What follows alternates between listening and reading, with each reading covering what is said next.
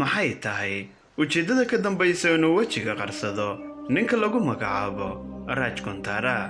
Dacayadiisi xaqiiqo ma dhab arrinta laga sheegay Shilpa Shetty ee aan ninkeedu khiyaano darteed inuu wejiga u tuubtay? Cajiib. kadib dhaawacii qalbiga Akshay Kumar ku sameeyay Shilpa Shetty macquul ma tahay mar kale inay haddana la kulanta dhaawac qalbiyana oo ku sameeyay gabi ahaanba ninka la yidhaahdo Raj Kundara? maxaad ka og tahay qisada quruxda badan ee dhex martay lamaanahan fargalkii 30 milyan ahaa kalsooni darradii Shilpa iyo gabi ahaanba hadalladii xiisaha badnaa ee dhex maray xidigadani lagu magacaabo Shilpa Shetty iyo mid ka mid ah maalqabeennada ugu caansan dalkaasi India.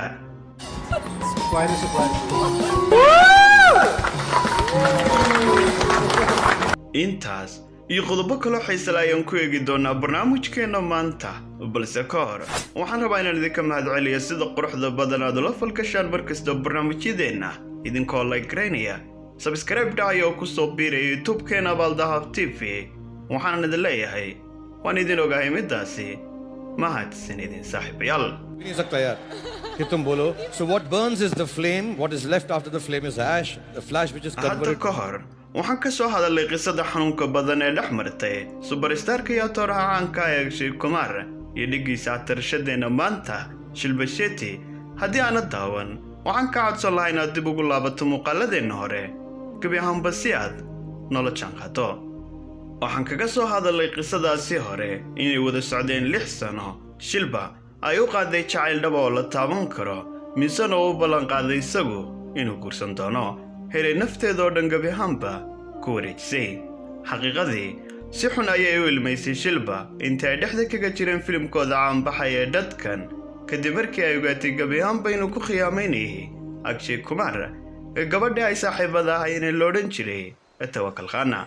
waana markii gabi ahaanba midiyaha ay ka sheegtay inuu si kasta u galay aktarkani heeray gaadhay xataa inay tidhaahdo waxa uu isticmaalay jirkayga. waxay ahayd arrintani mid gabi ahaan baan odhan karna waxay lahayd dhaawaceeda iyo fadeexad qaangaadha.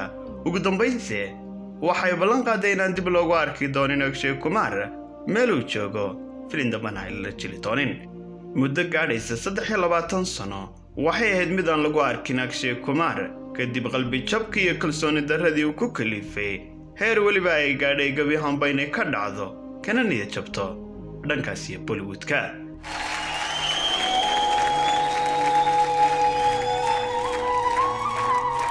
sannado badan kadib Shilpa Shetty markii ay ogaatay Akshay inuu guursaday gabadhii Tawakkal Khanna waxay damacday gabi ahaanba inay nolosheeda dhisato gaar ahaan ay awoodda saarto dhanka iyo ganacsiga maadaama Bollywood-kiiba ay ka niyad jabtay oo ayna nafsadba isla markaasi u haynin jiliinka aflaamta.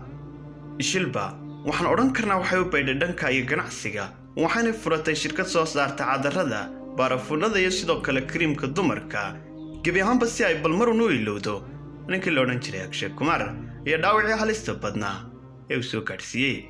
maalin maalmaha ka mid ah ayay arrimo ganacsi u timid dalka Ingiriiska iyo gudaha magaalada London waxaanay halkaasi ku soo dhaweeyay wiil ay saaxiib ahaayeen. waxaanan odhan karnaa waaba ninka isbaray Raj Kundara iyo sidoo kale gabadha la yidhaahdo Shilpa Shetty.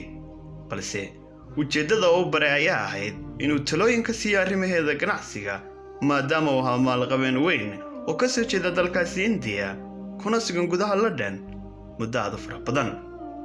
Shilpa Shetty markii ay la kulantay Raj Kundara waxay turbadiba la dhacday afkaamnidiisa iyo sida uu yahay qof muctaran ah misana mas'uula. waxaana si weyn uga caawiyay ayaan odhan karnaa dhammaanba arrimaheedii ganacsiga ee ka socday gudaha magaalada London. barbilowgoodii wuxuu ahaa gabi ahaanba mid cajiib ah dhaqdhaqaaq ahaana aad u qurux badan sidoo kalena soo jiidasho lahaa. Shilpa waxay dareensanayd noloshu inay soconayso cimri ahaanna ay weynaanayso muddo badanna depression iyo cadaadis ay ku jirtay sababo la xidhiidha arrimaha ka soo gaadhay Akshay Kumar. wax kasta waa ay haysatay balse waxay leedahay ayaan odhan karnaa markaasi lamaana daacada oo nolosha la qaybsada. waana markii ay ku soo dhacday ninkan la yidhaahdo Raj Kundara. waa maalqabeen waana qof muuqaal ahaan qurux badan ee maxaaba diidaya haddii aad idinku baska isla raacdaan amaba tallaabada isku xoojisataan.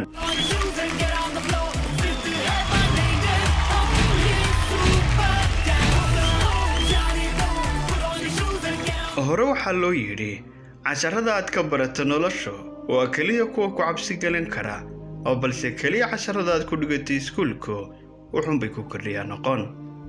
Shilba maadaama aanay aqoon badan u lahayn gabi ahaanba ninkaasi oo ay ka taqaano wax yaroo ka mid ah noloshiisa, waxay garaacday saaxiibkeedii isbaray iyaga waxaana ka dalbatay inuu wax uga sheego, balse dadku xaasid ma waayaan wuxuu uga dhigay ninkiiba basal qurantay isagoo yidhi dhannaba kuma wacna ninkaasi maaha qof aad isfahmaysaan ee haddii ay nabadani kugu jirto ninkaasi ka fogow. malaha waxaan odhan karnaa isaga ayaa isla rabay waa macquul midaasi, waayo aniguba Shilba haddii ay iga waraysan lahayd nin kale waanu caayi lahaa, waayo ninama doonaya gabi ahaanba inuu isdhaafiyo dheemantaad arkaysaan. Shilba waxay tilmaamaysaa gabi ahaanba inay cabsatay dibna uga guratay ninkii la odhan jiray Raj Gurani, waana markii ay dib ugu soo laabatay Hindiya iyo magaalada Bombay si ay gabi ahaanba kor ugu qaadday ganacsigeeda. sidoo kalena waxaan odhan karnaa waxay baryaha qayb ka ahayd barnaamijyo gaagaaban iyo showyo ay gabi ahaanba daadihinayaan ninka loo yaqaano Karan Johar.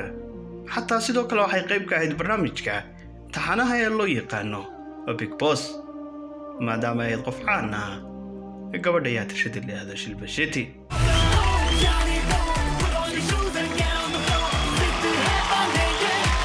si kasta oo loogu cayay ninkaasi Shilba, haddana waxay tilmaamtay agteeda inuu ka ahaa nin wanaagsan, uu soo xidhiidhin jiray mar kasta waxaana uu muujin jiray ictiraan oo dhan.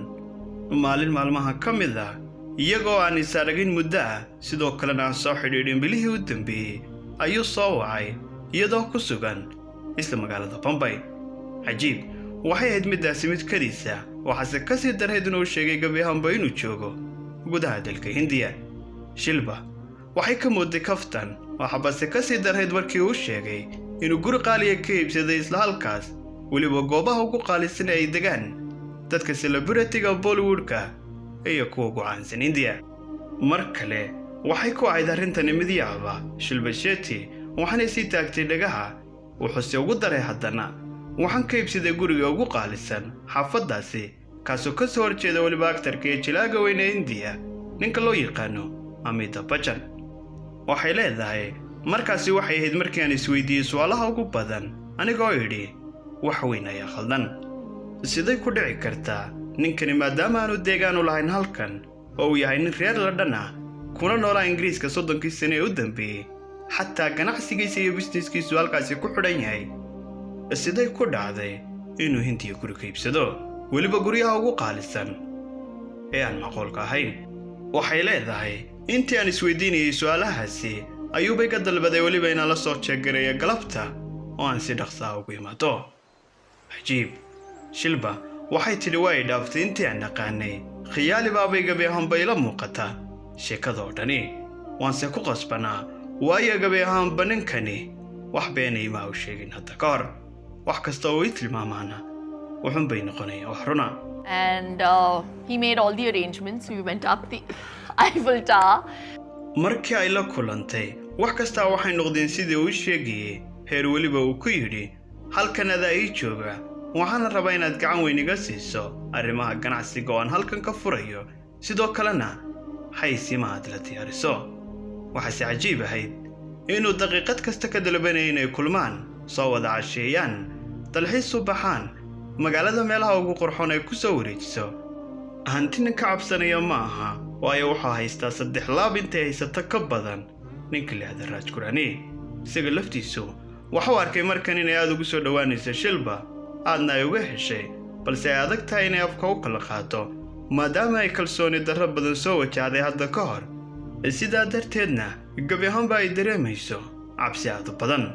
maalmaha ka mid ah ayuu keenay fikrad waaliya oo aanay waxba ka ogeyn, waxaana uu sheegay inay xaflad leeyihiin saaxiibadii Britole, sidaas darteedna ay ka soo qayb gashay halkaasi oo ay u raacday isaga.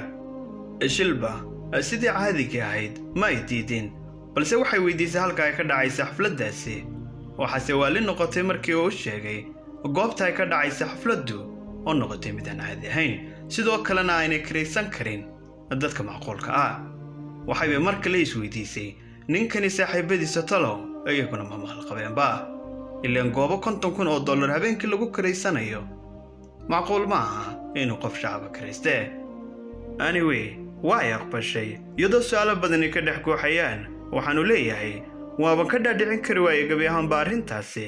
haddana dhammaan waxyaalaha aan u sheegay waa ay ku qasbaneed inay aaminto amaba ay rumaysato, maadaama aanay hadda ka hor gebi ahaanba wax been ay kala kulmin. मैं बॉम्बे नहीं छोड़ सकती, मैं इंडिया नहीं छोड़ सकती और तुम लंदन में रहते हो.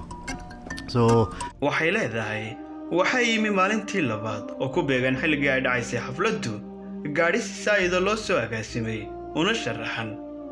markiisi ay gaadhay gurigii ay xafladdu ka dhacaysay ayuunbaa waxay indhahaygu qabteen ayay leedahay roog cas oo daadsan ilama iyo dibadda, iyo sidoo kale jawiga oo beddelan. isla daqiiqadii ay roogga cagta saartayna waxaa aggiiba qariyay ubaxyada iyo falaawarada quruxda badan ee ka soo daadanaya xagga sare ee samada. jawi aan ka sheekayn karayno ma ahayn xaaladaasi. isla jodhiiba waxa uu igu yimi ayay leedahay dibadda, waxaana uu kaxiyey dhanka gudaha ee xafladda iyo muusikadu halkii ay ka baxaysay. waxoogaa minita markii aanu wada ciyaaraynay ayuunbaan arkay ayay leedahay ninkii oo ruugga dhulka dhigay. kaftan ayuunba ila muuqatay markani, waanan ku qoslay. waxaase madaxay dawiqiyey markii uu soo saaray fargalka daymanta, kaasoo aan qiimihiisa ku qiyaasay ilama iyo $40 milyan oo dollarka Maraykanka. wuxuuse ahaa ayay tidhi $30 milyan oo dollarka Maraykanka. cajiib, war ninkan waxaan odhan karnaa jacayl baa waalayey. waxaase qosol lahaa markii uu dareemay ayay tidhi sida aan ugu naxay ambaba ugu mashquulsanahay fargalka qiimihiisa. balse waxa uu yidhi fargalkani waa mid raqiisa ee caadi iska dhig, waxaa ka qaalisanaan doona ka arooska ee may guursanaysaa amaba ma ku guursadaa. marimi isla minitiskaas wax kasta oo iga dalbaday wuxuun baan lahaa bay leedahay.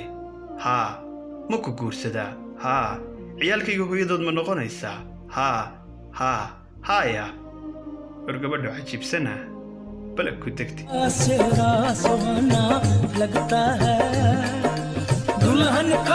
sheekadoodu waxaan odhan karnaa waxay ku habboon tahay in laga sameeyo filin, waxaanay xambaarsan tahay dareen aan caadi ahayn kaasoo cid kasta xiise geliyey. waxa uu sameeyey aroos qurux badan oo u dhacay qaabka hinduuga. calaashaan waxaa lagu tilmaami karaa arooskii ay dhigteen Nick Jonas iyo Priyanka Chopra, kaasoo ka dhacay dalkaasi India. mid ka mida kuwii ugu qaalisanaa, balse midkani wuxuubu ahaa mid kasii qaalisan. waxaana ka soo qayb galay subarstaarada iyo cid kasta oo caan ah, dhammaan celebrity-ga kala duwan ee Bollywood-ka. waana sababta uu noqday mid ka mid ah aroosyadii ugu quruxda badnaa ee lagu dhigo dalkaasi India.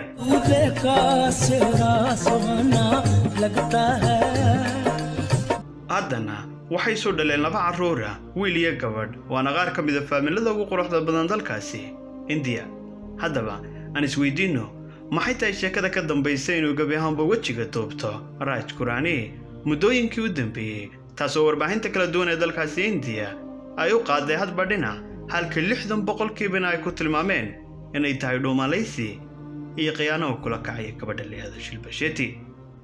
Raj Kurani markii la weydiiyay arrintan ee la yidhi maxay tahay sababta aad u duubanaysaa wejiga, waxa uu ku tilmaamay inuu qaati iska taagay warbaahinta India sawir iyo waraysi ay ku xijiyeen, sidaa dartiina uu wejiga u qarsaday. waana yara mushkilad marka gabadhaadu ka caansan tahay dhanka baraha bulshada, wuxuunbaa nafta ay kaga jareen. alla waa ninkii Shilpa Shetty, soo kaa Shilpa Shetty ninkeedii, waariyaa Shilpa Shetty ninkeediiow magaciisiiba oo ay naasiyeen. waana arrinta ku keentay gebi ahaanba buufiska iyo inuu wejiga duubta, balse warbaahinta Hindiya ayaa arrintani dhinacyo kale u beddeshay, iyagoo ku tilmaamay khiyaamo, sidoo kalena sheegay gebi ahaanba inay jirto gabadh kale oo la socdo, sidaas darteedna uga dhuumalaysanaya amaba u duubanaya wejigiisa si aan loo fahmin. waxayse ila muuqataa aniga gebi ahaanba arrintaasi inay tahay mid feega oo been abuur ah. ninkana uu jecel yahay gabadhiisa, waayo gebi ahaanba qisada uu soo sameeyey isaga ayay ka bilaabantaa, isaga ayaanay ku dhammaataa. waxaan odhan karnaa runtii waa true love story. balse adiga fikirkaaga maxay kula muuqataa sheekadan ay ka qoraysa warbaahinta Hindiya ee la xidhiidha weji duubashada iyo xidhashada wejiga ee Raj Kurani? fikirkaaga sidaad u aragta qisada jacayl iyo sheekada xiisaha badan ee Raj Kurani iyo Shilpa Shetty, arrimaha weji duubashada, khiyaanada laga sheegayo, kadisyada waalida uu ku sameeyey ninkani gabadha, arrinkii foosha xumaa ay kala kulantay Akshay Kumar amaba ninka ay Soomaalidu taqaano Mr. Bond mase odhan karnaa waxay heshay nafsi bixi muuqaalka like saar sidoo kalena nagu soo biro subscribe channelka haddii aad nagu cusub tahay mahadsanid लगता है दुल्हन का